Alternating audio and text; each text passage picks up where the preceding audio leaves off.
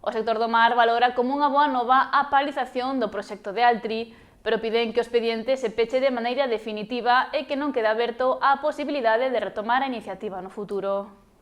A Xunta iniciou o proceso para arquivar o proxecto industrial de Altri na comarca da Ulloa, en Lugo, debido á falta de conexión eléctrica necesaria para poñer en marcha a planta.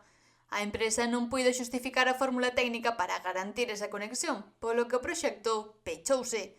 A infraestrutura eléctrica necesaria para alimentar a fábrica non está prevista na planificación estatal ata o ano 2030, o que na práctica deixa o proxecto sen viabilidade a curto prazo.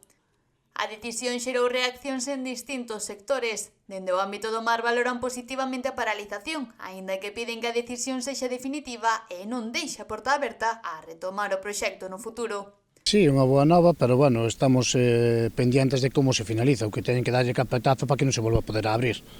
Non que a idea de que quede aí nun caixón esperando a que haya outras situacións idóneas para poder volver a solicitalo que se poida dar.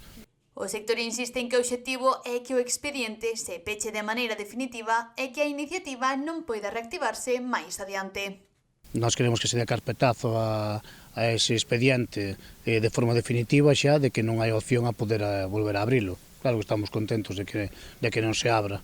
Ademais, advirten das consecuencias que, ao seu xuízo, podería ter unha industria destas características para o medio ambiente e para actividades como a pesca e o marisqueo.